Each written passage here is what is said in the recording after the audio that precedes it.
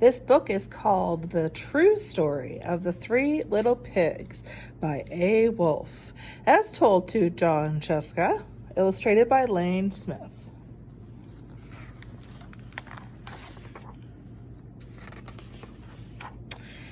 Everybody knows the story of the three little pigs, or at least they think they do. But I'll let you in on a little secret. Nobody knows the real story, because nobody has ever heard my side of the story. I'm the wolf, Alexander T. Wolfe. You can call me Al. I don't know how this whole big bad wolf thing got started, but it's all wrong. Maybe it's because of our diet. Hey, it's not my fault wolves love to eat cute little animals like bunnies and sheep and pigs. That's just the way we are. If cheeseburgers were cute, folks would probably think you were big and bad too. But like I was saying, the whole big bad wolf thing is all wrong. The story, the real story, is about a sneeze and a cup of sugar. This is the real story. Way back in once upon a time, I was making a birthday cake for my dear old granny.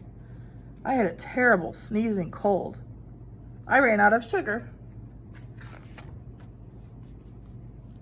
So I walked down the street to ask my neighbor for a cup of sugar.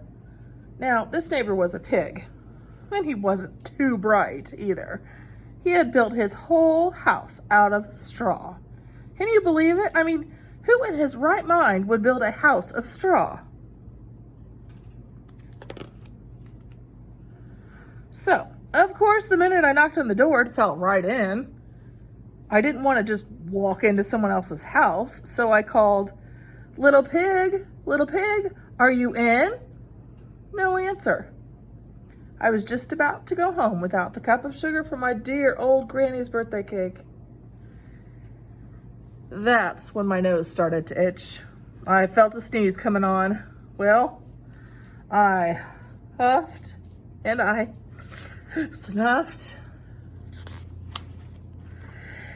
and I sneezed a great sneeze.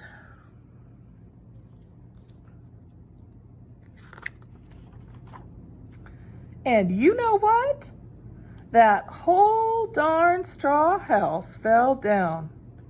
And right in the middle of the pile of straw was the first little pig, dead as a doornail. He had been home the whole time. It seemed a shame to leave a perfectly good ham dinner just lying there in the straw, so I ate it up. Think of it as a big cheeseburger just lying there. I was feeling a little bit better, but I still didn't have my cup of sugar. So I went to the next neighbor's house. This neighbor was the first little pig's brother. He was a little smarter, but not much. He had built his house of sticks. I rang the bell on the stick house. Nobody answered. I called, Mr. Pig, are you in?" He yelled back, "Go away, Wolf. You can't come in. I'm shaving the hairs on my chinny chin chin."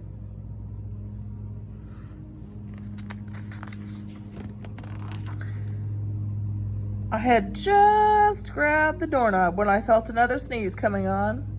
I huffed and I snuffed and I tried to cover my mouth, but I sneezed a great sneeze. And you're not going to believe this, but this guy's house fell down, just like his brother's. When the dust cleared, there was the second little pig, dead as a doornail. Wolf's honor.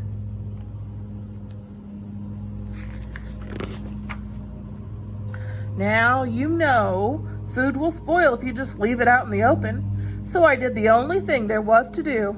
I had dinner again. Think of it as a second helping. I was getting awfully full, but my cold was feeling a little better, and I still didn't have that cup of sugar for my dear old granny's birthday cake. So I went to the next house. This guy was the first and second pig's little brother. He must have been the brains in the family. He had built his house of bricks. I knocked on the brick house. No answer. I called, "Mr. Pig, Mr. Pig, are you in?" And do you know what that rude little porker answered? "Get out of here, Wolf, and don't bother me again." Talk about impolite. He probably had a whole sack full of sugar, and he wouldn't give me even one little cup for my dear, sweet old granny's birthday cake. What a pig. I was just about to go home and maybe make a nice birthday card instead of a cake when I felt my cold coming on. I huffed and I snuffed and I sneezed once again, and the third pig, he yelled, "And your old granny can sit on a pin." Now, I'm usually a pretty calm fellow, but when somebody talks about my granny like that, I go a little crazy. When the cops drove up, of course, I was trying to break down this pig's door, and the whole time I was huffing and puffing and sneezing and making a real scene. The rest, they say, is history. The news reporters found out about the 2 pigs I'd had for dinner. They figured a sick guy going to borrow a cup of sugar didn't sound very exciting, so they jazzed up the story with all of that huff and puff and blow your house down. Ms. Thompson, can I just speak with you for a few minutes in my office, please? Thank you.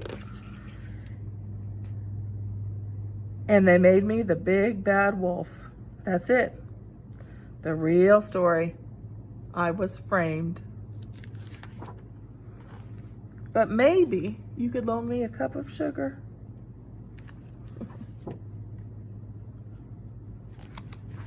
And that was the true story of the 3 little pigs.